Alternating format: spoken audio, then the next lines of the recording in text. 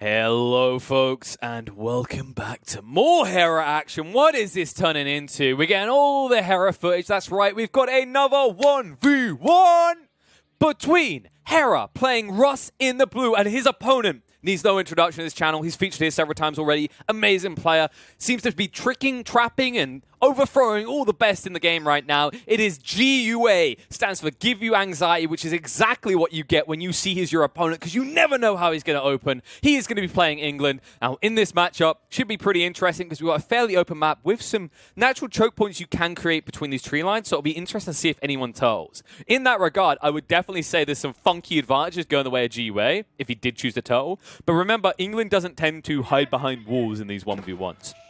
Russ would probably have preferred this starting location if Hera felt like he needed a turtle, just because, of course, you get those fortified palisades. But I'm getting ahead of myself. We're not necessarily going to see that. What we are going to see is the typical opening that, in my opinion, is the best opening for Russ, which is going to be to build into the hunting cabin and then immediately cross to the lumber camp. Meanwhile, he should be producing another villager. He already... Okay. This is a bit different. So he actually already built, and this is a small efficiency difference, but I think it can matter. He went for the house first. What I like to do in this situation as an opener is I'll get one person comes out instantly on the hunting cabin, and then a second person comes out, and they'll instantly go into the lumber camp or hunting cabin as well. But then the whole point is you go immediately into making the house afterwards, because the way that this comes out is that you end up not pop cap locking yourself. Because of the timings on like the secondary scout and the villager, you'll be able to build the house quick enough. It's a small efficiency thing, but the reason it can matter is it's a little bit extra gold treacle from the hunting cabin, of course, at the start, and it helps you reach a quicker timing on your early scout spam, which, by the way, it looks like Hera is only going to do 2. I feel like on this size map, usually it is only 2, but you can go 3. And look at GUA, straight away out and just sniping the deer. And this was my concern, by the way. There are things that are broken about, or like potentially broken or too strong about Russ. I'll give you that. Especially when you look at the unique text around Springalds. One thing that I don't think is as busted as everyone is anticipating is the bounty system. And the reason is because in the current design of the bounty system, even a half-decent player within a month of this game's release will start sniping out all the deer. And the reason that that's a big deal is, especially in these 1v1 maps, if someone takes their share of the deer off the map, it's almost impossible for you to hit tier 2 bounty without getting your hands on boars as well. Or finding these wolves, which, by the way, don't show up on the map, right? They're completely just elusive. I don't know why. I feel like running past something that barks and howls would be more noticeable than a deer that tends to run away when I come anywhere near it, but here we are. And oh my god, wait! This is what I was talking about! This is the type of stuff that he does that just really frustrates other players. And this is the type of stuff you do that will completely screw over Rust players. He's grabbed 4 wolves and he's dragging them all the way back to his TC so that he can just snipe them out with the TC later. And look how helpless Hera is, right? He's invested in this extra scout that's finding no value over here. Meanwhile, sheep count, how many has he found? Barely any. So he's got 1 to his name here, 1 to his name here. Because this is the other thing you sacrifice as Russ early on when you go hunting for the deer and the wolves, is you're not gathering as many sheep. Because even though you produce more scouts, most of the time they're stopping off at whatever deer line they find, right? Like this deer line here. I think he didn't get to this one. This one was GUA. Which, by the way, can we just talk about the BS of these spawns as well? This is, once again, why we need fixed map generation when we get our hands on a rank ladder. Is these deer right here, sitting behind GUA's base, very hard for Hera to find. Whereas Hera's 2 spawns of deers in the center of the map. Which means that GUA was able to run out and instantly just take 1 chunk of these away. And Hera, I will give him credit. He is actually still up to the 220 mark, so he's still finding plenty of value elsewhere. But this is just the frustrating part of like this generation I was talking about. Like, Hera should have already reached the gathering rate Tech 2, which can't even matter at this stage of the game, because remember, it affects food harvest rates. It's not just about the gold cabin gather. So these, these villagers would already have gathered more food at this point, and he maybe would have got the tech up a tiny bit sooner. Not that it should knock him off too hard, because it looks like GUA is still behind in his tech up timing, as he's only got 1 person working on this compared to the 3 of Hera. And this is interesting. So Hera is going for the Golden Gate, and the reason it's interesting is because, honestly, Kremlin's not that bad against England, just because it completely prevents the longbow rush early on until they start getting battering rams. But in this matchup especially, because it's a more static rush where it's slow to get across the map with the England player, the advantage Hera gets out of this is the Golden Gate. You can exploit the economical advantages without feeling like you're screwing your defensive aspect early, right? Because you're not worried about a night rush, for example. And also, getting this out in a quicker timing will allow him to generate more of these number of suppliers earlier, which means he can then quickly trade the gold in for stone and look for a second TC boom, which is what I hope he does in this game. I think he can easily get away with a second TC boom against a player who, in his eyes, is probably a whole minute behind, at least, on his tech up. And yeah, look at this as well. So GUA, he instantly starts building the barracks because he just saw the tech up. This is an important detail, guys. When you're up against Rus, France, these type of factions, and they beat you to the tech up, you should think about like the cavalry rush potential, right? And that's why you should go for these spears. And the cool thing about getting spears early on against Rus compared to against France is they get intrinsically more value due to the fact that Rus Knights cannot heal. And they get no access to an ability to heal, by the way, until the third age if you then go for the warrior monks and put them in the army to heal people. Whereas compared to the French Knights, they get chivalry, right, at Tech 2, which I'm a broken record at this point, please nerf. And then, of course, these spears become maybe less valuable in smaller quantities just because, you know, they can have their lives traded out and then you can just have chivalry kick in and slowly heal up the knights. And yeah. Remember those walls we talked about? Look who's taking advantage of them. So GUA, this is the other thing. This is the thing that works out really well. If we had flip map locations and he was behind, this would feel a lot more troublesome. You've got a walling area here, but look at all the open ground over here. How would you protect this? Right? And you're going to say, yeah, well, it's similar for GUA. Yeah, but I'd say that, like, in my opinion, this is a lot more exposed on the right side compared to, like, these choke points, which he did end up going further out, but he could have actually choked it in even further. But the difference is, like, he's walled past his wood line. His whole wood line can now be mined. But if you were in a reverse situation, you went through this wood line first, you've got a ginormous exposed area that you'd have to palisade or stone wall off. Not to mention the forward defenses, right, where if you do funnel attention into these mid-point choke fights, right, it's favoring GUA because Hera will have to run through one of two of these woodland small choke points where a few spearmen can actually just stab you out and off your horses quickly. So really, you have to go for a wide wrap every time if you want to go for an early mid-game rush as Hera onto this right side. Ooh, wait, did I just hear pop cap? Oh no, Hera. Hera. Okay, yeah, he's got the house coming up. Now remember, guys, pop cap, they don't have a heart attack. Pop capping is less painful in AoE 4 compared to AoE 2. Because remember in AoE 2, when you're pop capped, you won't even begin production of the next unit. Meanwhile, in AoE 4, look what happened here.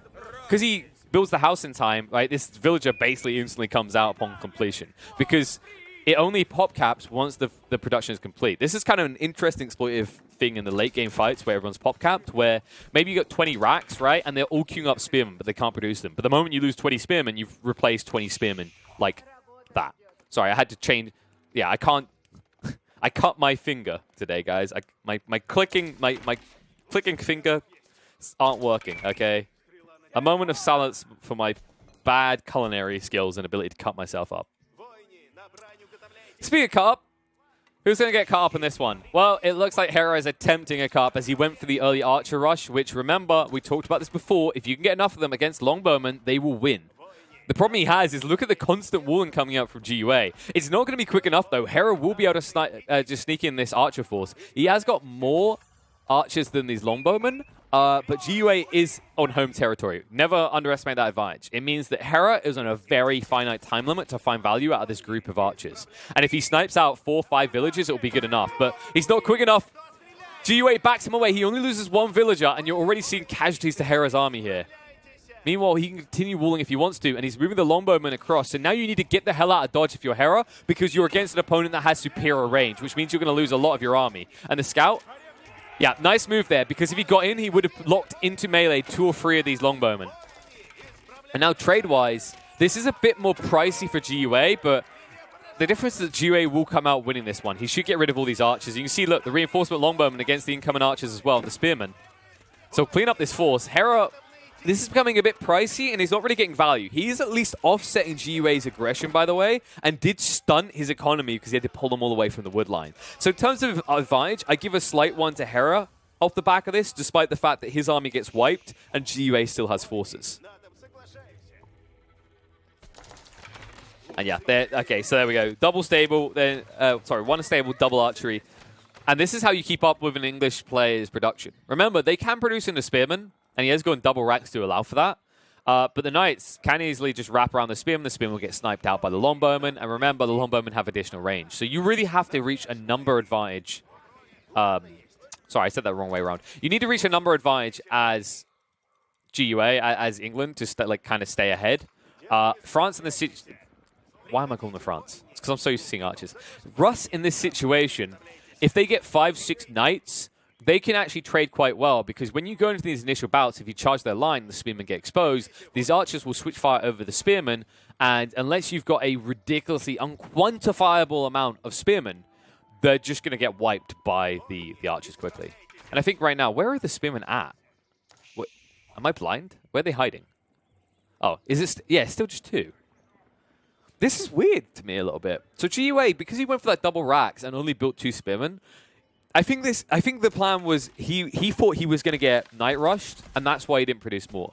The good thing about having this double racks in this situation is if your opponent now does turn up with Knights, you can quick produce Spearmen to counter it. And he will turn up with Knights. And it will be trickled in because Hera has only gone for 1 stable. And look at this detail. Look at the info GUA is getting. Because he has a scout in the stealth forest and this isn't spotted out, he already had the heads up 10, 20 seconds in advance that Knights are coming, which means he can now switch over to produce in the Spearman. Which he hasn't done yet, interesting enough. Which is a bit surprising. Is he just going for the greedy tech up? I think he is. Dude, Hera's doing another rush. This man loves just getting in early. When he feels he's got a slight advantage, he does understand how to push it, and he's already building the battering ram to do so.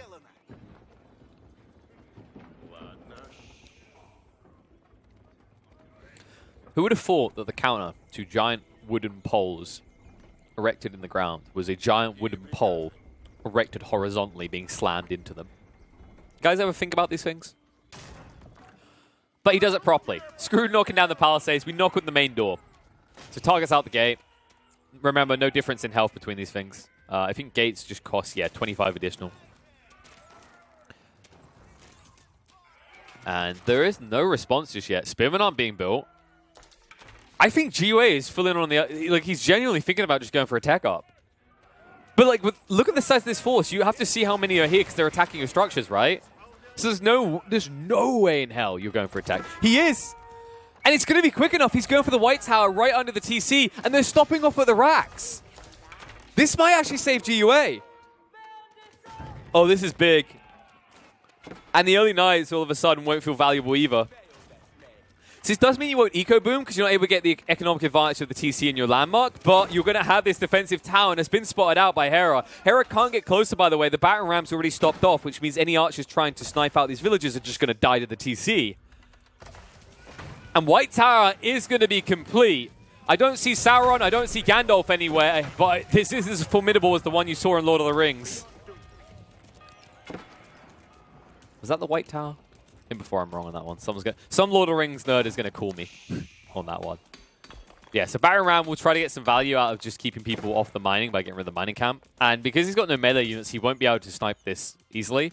But with the White Tower complete, this should alleviate some of the pressure Hera is putting in. And Hera doesn't actually have the eco to back up this play with a new Baron Ram. So once this Baron Ram goes down, it would actually be quite pricey, which is why he's backing it out now. Meanwhile, for GUA, now he's going to get access to those vet longbowmen. And then once he has those, plus a few spears that are hardened on the front, or veteraned on the front, rather. Or, no, wait, it is hardened, is it? Yeah, hardened. Then he should actually be able to repel a few of these knights. Remember, these are still just early knights. And remember what we talked about before, you don't heal up, right? Any damage is permanent to these guys. However, if he's... is he... No, GUA knows about this. Yeah, look, the scout plays. This is actually making the difference. It's kind of painful to watch to a certain extent. Hera isn't as heavily invested in like the vision game, in my opinion. I think part of this is because in Hera's eyes, like, he already knows where his opponent is, right? GUA is boxed in, he's turtling, he's locked in base. So vision on the outro isn't as important. But because GUA gets to maintain his vision in these stealth forests, GUA is at a huge advantage in this mid-game situation now, because any move that Hera makes is being read 10, 15, 20 seconds before Hera has access to any comparative information. And they did at least get rid of the scout, by the way. That is important because that was spotting any production changes. Because remember, one of the most like exposed points in your game is transitions, right? When you're transitioning from, let's say he wants to now switch out from archers to going for man-at-arms, right? That can be a point where you have to flip your eco a little bit. You have to build more military buildings. And if that gets spotted instantly before you actually amass the force, then that actually allows GUA to then make an instant counter transition to whatever's coming next, which should then put him a foot ahead in the next 3-4 minutes, right? So never underestimate the importance of scouting in any RTS, but especially those like StarCraft and like Age of Empires.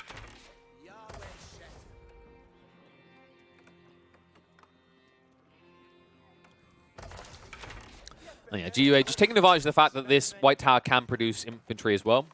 So he's actually getting a few spearmen out. I would love to just, dude, I would actually adore him if he just built Mangonel. Genuinely. Just one Mangonel, because you saw how many archers there are, right? So no matter what, there's at least going to be that clump. You could just keep spamming Longbowmen, yes.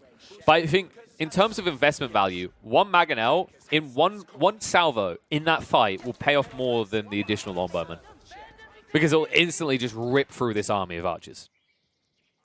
Speaking of which, Hera hasn't really continued the production that much. No, Hera has gone for the Castle Age. That's what he spent his resources in. And now he's got the Abbey of Trinity. This is the moment where, if I'm GUA, I have to get on the map and do something. Because if I continue to turtle, I'm surrendering all these relics. Right? And honestly, you know that when you're up against Rust, they're going to sneak in and try to get the relics as quickly as possible. They don't get this additional advantage of like an extra 200%, like a certain cathedral that gets built by the HRE gets. But what you do have is you have warrior monks that just blitz across the map to the far off relics, snipe them, take them back to base, and then you have 100 gold treacle per relic, which, by the way, even if he collects just 4, which is the feasible number for Hera in this game, he'll get 400 gold per minute.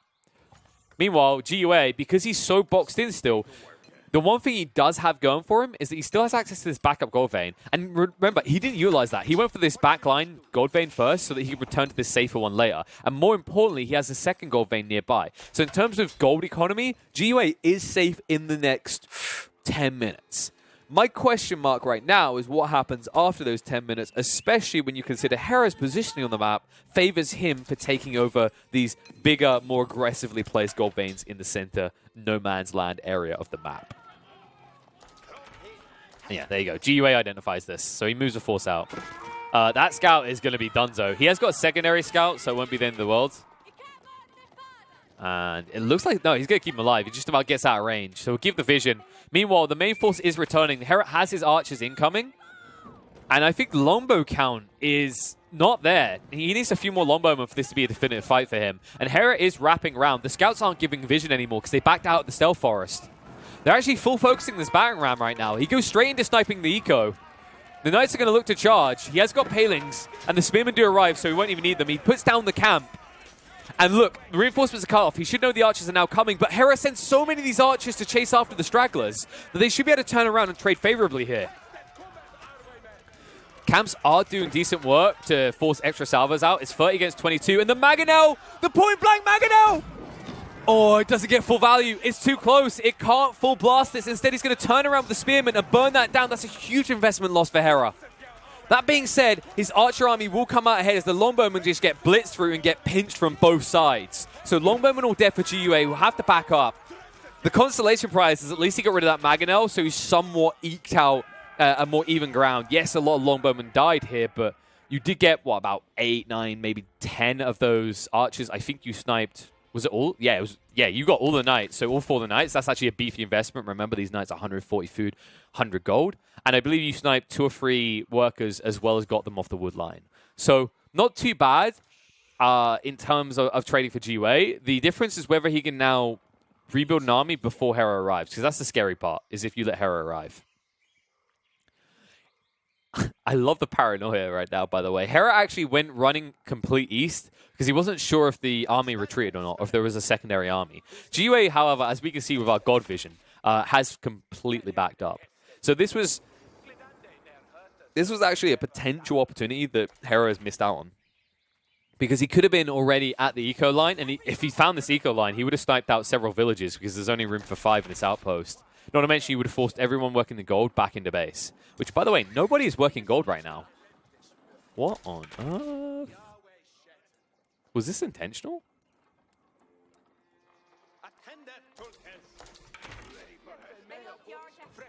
I think so.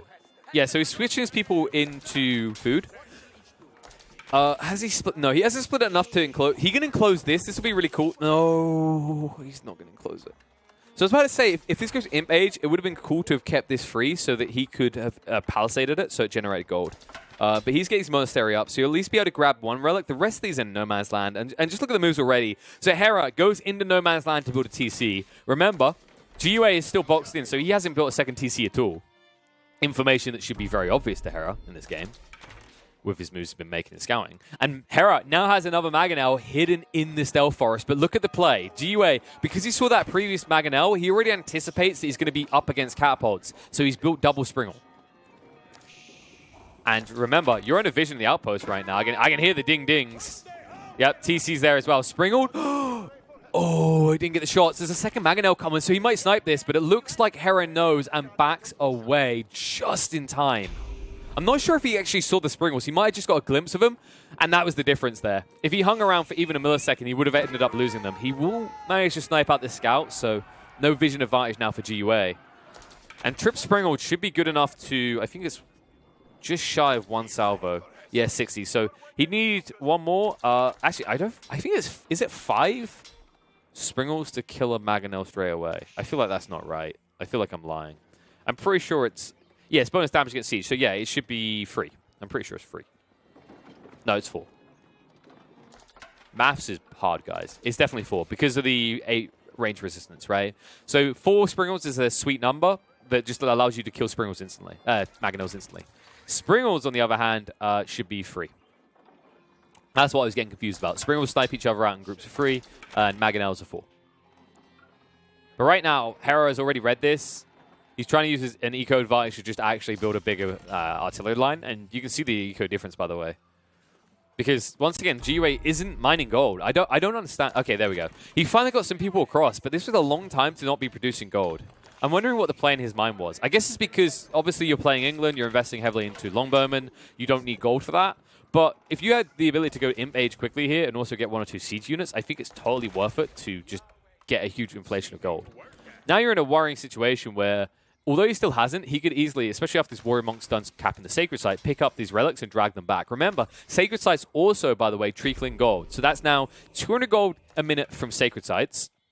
And I believe he's got 2 relics so far banked. So he's getting extra 400 gold that isn't even being matched by GUA. GUA only has a single gold source trickling in from the monastery, right? Which is this one relic he picked up. The only one he'd be able to get access to. And yeah, Hera's there. This is the worrying part, right? Because GUA isn't present on the map. Hera spread wide, and he's taken full advantage. He's now in Imp Age, and GUA is nowhere near it. Like, GUA actually has to go and win a big fight now, or he loses. Like, he's just so far behind at this stage. He's still just producing Longbowmen, and he has nothing else to show for it. He hasn't switched over to Man-Arms at all, which is surprising when you're up against these archers and you need to get in, right? Not that it make much difference from the Mangonels. And his Longbow army isn't really that substantial. It's 33 compared to the 55 archers that Hera now has.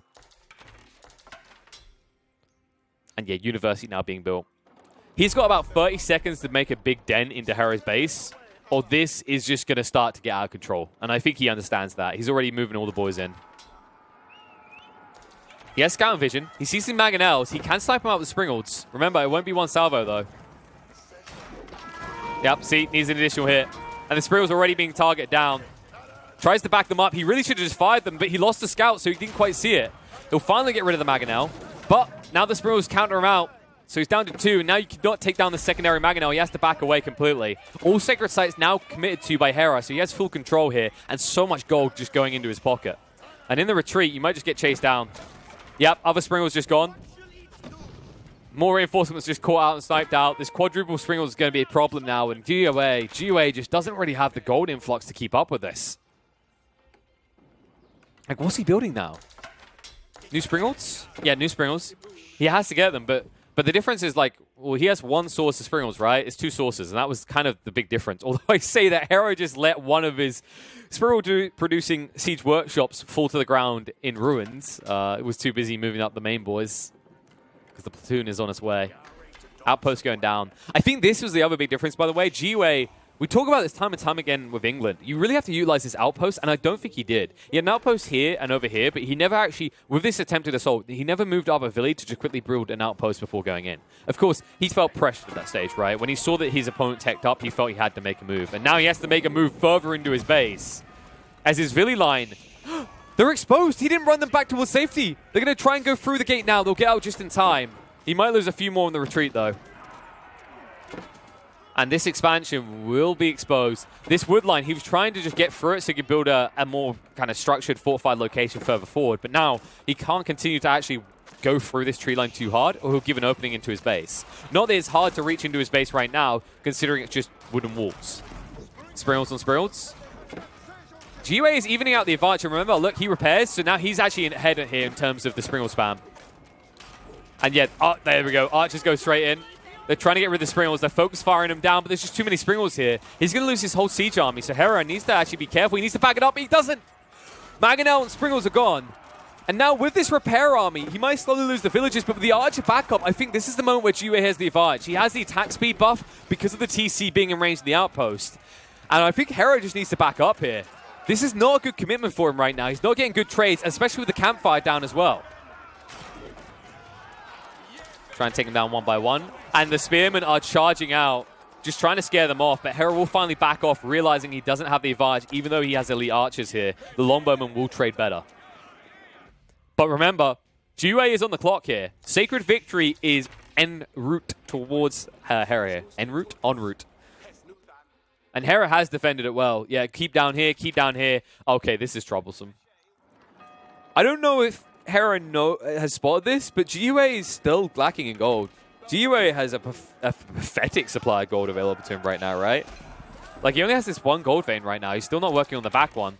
He stopped doing that ages ago. There we go. There's the switch up. He needs to make the switch up, by the way. This is critical. He actually needs to get his hands on Trebs.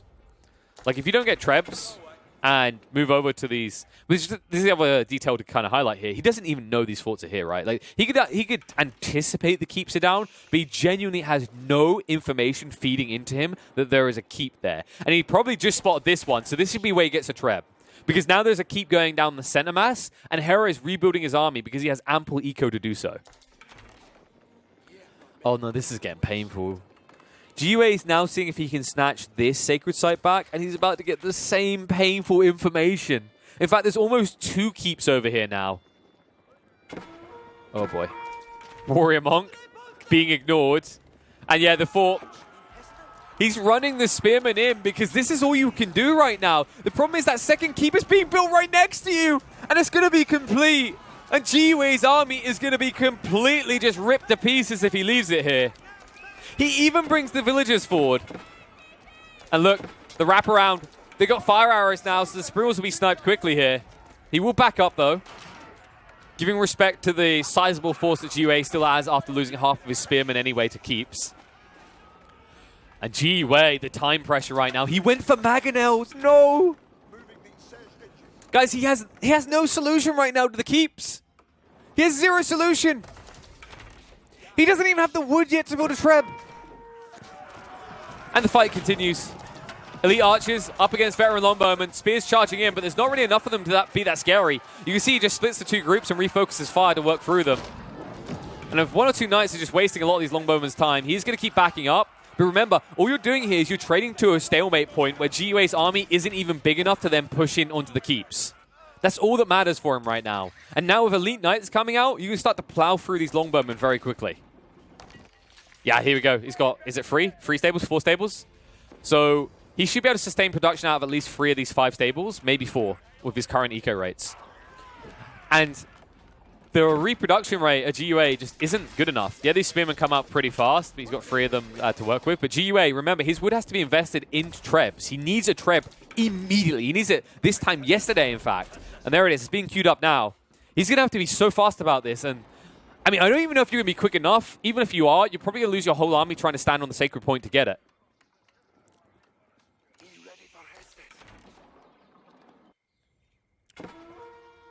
Hera, just way too much gold influx here. GUA. Springles are being exposed. keeps going to snipe out one of them. Knights are chasing in on the others. Does lose vision, though. However, he regains it onto the archer line, and now these Knights that need to be dealt with aren't being. The Mangonel gets one nice volley in. That's going to be it before it gets riped. And now, the Knights, just the vision alone is good enough that these elite archers will tear through GUA's army before it can actually do any significant damage to Hera. And this looks like this just might be game. There is barely any army left for GUA. He hasn't been able to sneak onto any of these other points, which, by the way, 2 keeps here now, so you're not getting on these our sacred sites. And the second objective, the main objective actually at this stage of the game, that primary sacred site in the center, is completely unassailable for GUA. And a trebuchet that should be hitting buildings is just trying to hit troops just before it's going to be burnt up. And I think as it falls, that's going to be the moment where GUA accepts that this one is done and dusted, and Hera has just taken him to the cleaners.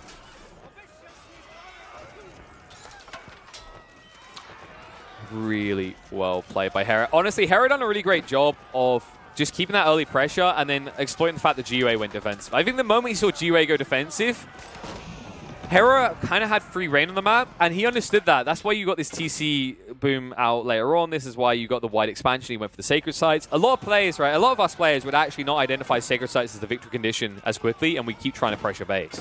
That's the only way GUA gets back into this. I think this is a very different game if GUA had expanded out with outposts earlier, because then his longbowmen can trade very well up against these archers, even if Hera has a numbers advantage. And I think, once again, like outpost placements, static defenses aggressively placed for England was the difference that allowed Hera to just plow on through in this game. Just utilizing the fact that his opponent is a turtle, but this time the Hare is going to win the race.